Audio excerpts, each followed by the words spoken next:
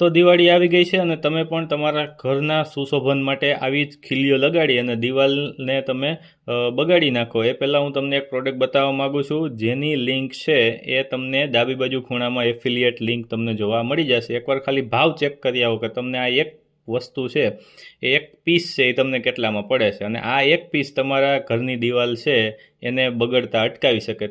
તમે જ્યારે ઈચ્છો ત્યારે તમે આને એમાંથી ઉખાડી શકો, કેમ કે આ ગ્લુવાળું આવે છે.